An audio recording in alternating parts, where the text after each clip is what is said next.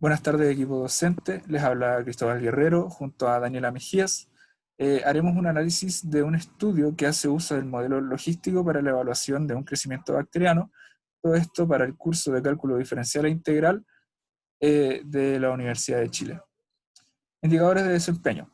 Este proceso tiene como objetivo comprender primeramente el contexto de bioprocesos para poder resolver problemáticas, determinar el origen de una función derivada para comprender la relación de las variables, comprender una función a través del uso de integrales y finalmente poder calcular puntos máximos y o mínimos y determinar los intervalos de crecimiento de una función a través del análisis de su derivada para aplicarla en contexto. El orden de la sesión será: objetivo principal, importancia de los recursos matemáticos en la ciencia, contexto de bioprocesos, los requerimientos o problemáticas y las conclusiones matemáticas. El objetivo principal de este proyecto es comprender y resolver problemáticas con contexto relacionadas a los bioprocesos a través de diversos recursos matemáticos entregados en el curso de cálculo diferencial e integral. La importancia de los recursos matemáticos en la ciencia. Las matemáticas cumplen un rol fundamental en la ciencia, ya que las leyes o teorías científicas tienen modelos que están sujetos a parámetros que se ajustan a modelos matemáticos. La ciencia hoy en día abarca todos los campos, desde las matemáticas más simples hasta las más complejas. A través del uso de las derivadas, las ecuaciones diferenciales e integrales, se realizan y formulan numerosas investigaciones y teorías científicas como la mecánica cuántica, los bioprocesos, la ingeniería, problemas tecnológicos, etc. El contexto de este proyecto es que el área disciplinar en el cual se basa este informe tiene relación la evaluación de la factibilidad de aplicación del modelo logístico a un bioproceso de crecimiento bacteriano, según escriben los autores de la publicación Matemáticas y Crecimiento Bacteriano, un trabajo de laboratorio para el aprendizaje significativo. Los autores colectan datos experimentales, densidad óptica versus tiempo, y los procesan para procurar modelar el crecimiento bacteriano de E. coli, mediante el modelo logístico continuo. Su diseño experimental consiste en dos condiciones de crecimiento de diferentes cantidades de nutrientes disponibles. El tratamiento de los datos se realiza en forma gráfica y analítica e involucra la linealización de la curva de crecimiento, el ajuste del modelo y la comparación de los parámetros obtenidos en ambas situaciones. La ecuación número 1 corresponde al modelo logístico continuo. La ecuación número 2 y 3 es donde se llega a la ecuación número 1. La ecuación número 2 y 3 también es la que se va a ocupar para responder las problemáticas. Requerimientos. Entonces, poniendo en contexto, en un sistema biológico, el crecimiento es el aumento ordenado de las estructuras y los constituyentes celulares de un organismo. Los autores describen que el modelo más sencillo de la variación del número de bacterias en el tiempo puede ser establecida con la siguiente ecuación diferencial, pero sin hacer mención a su origen.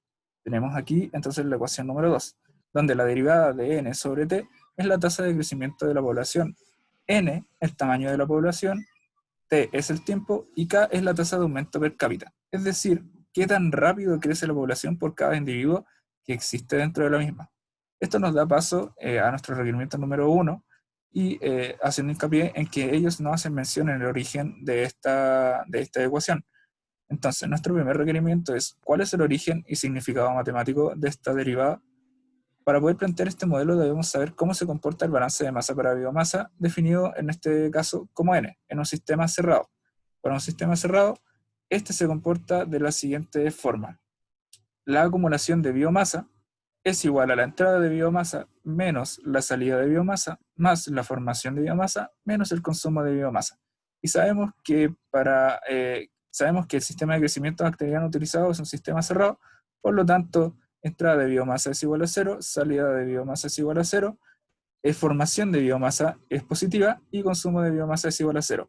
Reemplazando estos valores, tenemos que A es igual a F, es decir, la cantidad de biomasa acumulada es la misma cantidad de biomasa formada, y la cantidad de biomasa acumulada puede ser definida a su vez como N. Por lo tanto, teniendo como antecedente lo anterior, podemos extrapolar que este balance de masas para la biomasa produce variaciones en el tiempo, estableciéndose como la siguiente derivada para así desarrollar y encontrar la derivada enunciada como requerimiento. tenemos la derivada del número de bacterias por el volumen del cultivo en litros en, en un tiempo determinado, en un breve periodo de tiempo, que esto es igual a la velocidad por nuestra cantidad, número de bacterias, también por la cantidad de litros disponibles. Luego, reordenamos los términos con el fin de aplicar las reglas de derivación que nos permitirá aislar nuestra derivada de interés de la siguiente forma.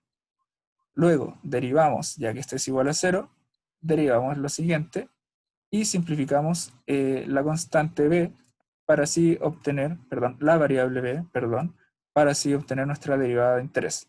Luego, haciendo el análisis dimensional, tenemos que según la derivada de n sobre dt, que es igual a la velocidad por nuestro número de bacterias en términos de unidades, se obtiene en gramos partido en litros.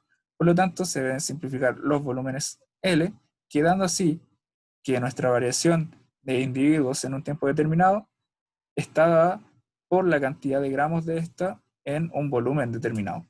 Luego de este trabajo matemático, se pudo demostrar el origen y significado de la siguiente derivada que correspondía a nuestra derivada del primer requerimiento.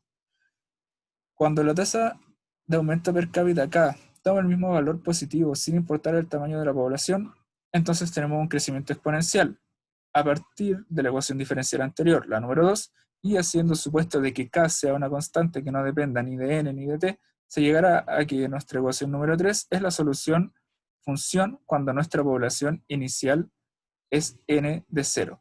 Por lo tanto, tenemos nuestra función número 3, de la cual los autores declaran que esta función n de t representa un crecimiento exponencial para todo tiempo.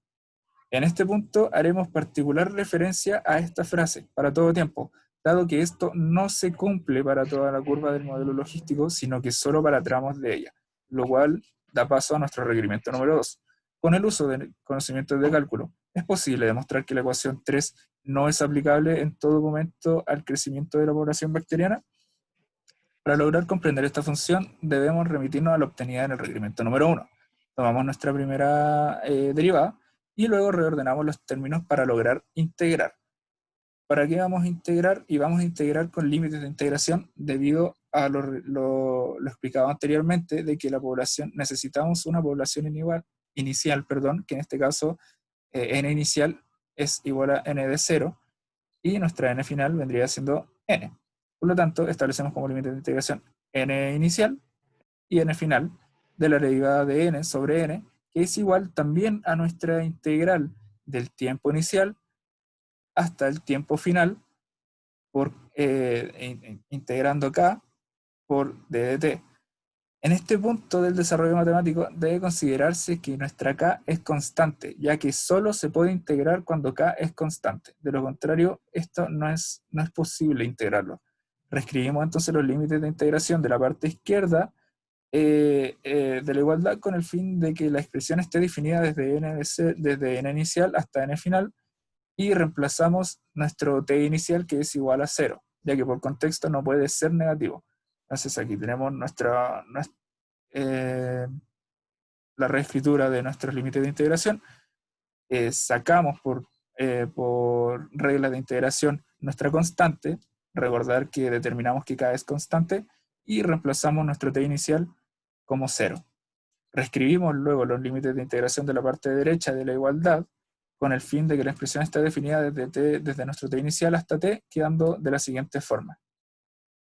Luego resolvemos los límites de integración aplicando nuestro teorema fundamental de cálculo diferencial integral, quedando de la siguiente forma. Luego, aplicando la propiedad de los logaritmos, reagrupamos los términos para poder despejar este logaritmo multiplicando ambos lados por Euler, y así obtener la expresión de nuestro requerimiento número 2. Multiplicamos entonces a ambos lados por Euler y obtenemos la siguiente expresión, donde para poder tener n debemos despejar n de 0 para así llegar a nuestra expresión final.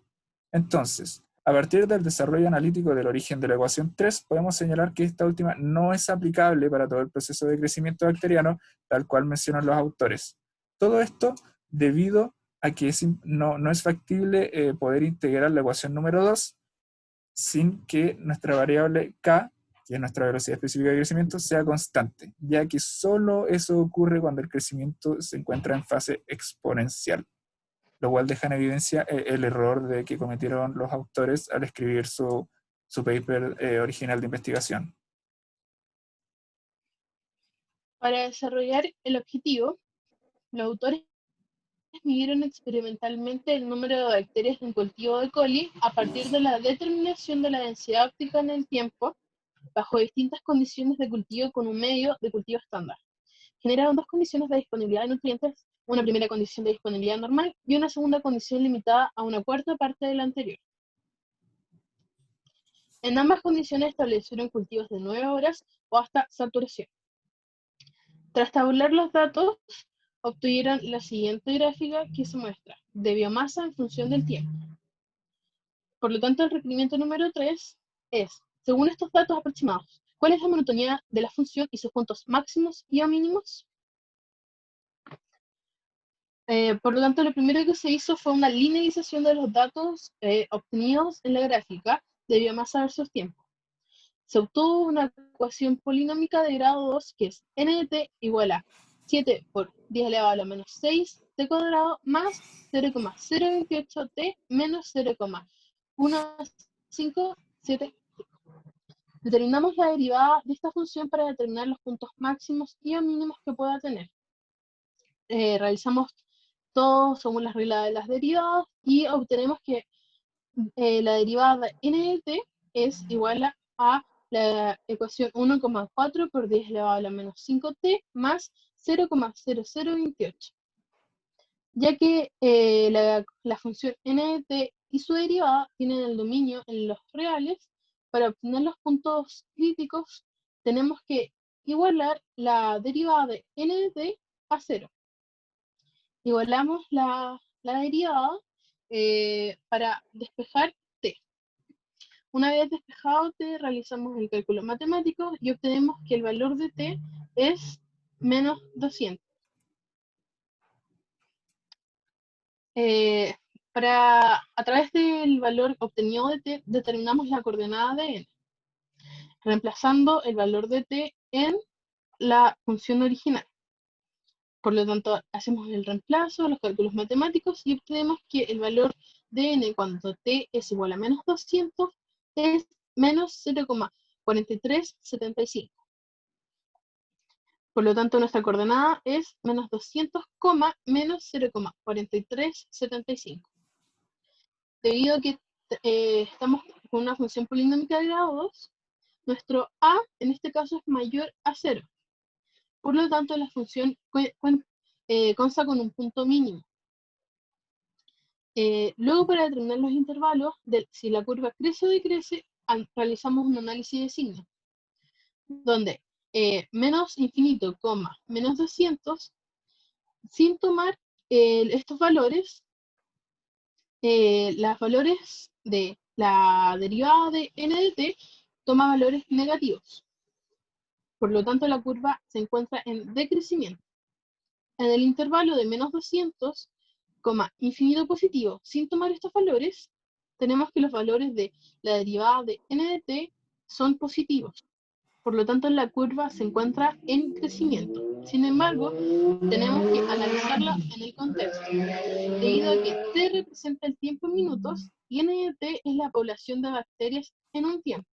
Por lo tanto, los valores negativos de estos no debiesen ser considerados. Por lo siguiente, la curva de decrecimiento del intervalo menos infinito negativo, menos 200, no existe en términos prácticos ni tampoco es parte de la curva de crecimiento que está en los negativos. Por lo tanto, solo se tiene que considerar la curva cuando t alcanza el valor de 65, ya que comienzan los valores positivos para x e y. Como podemos apreciar, se hizo en uso de varios recursos matemáticos aprendidos en el curso de cálculo diferencial e integral para modelar satisfactoriamente curvas de crecimiento de bacterias dentro del contexto de bioprocesos. Muchas gracias.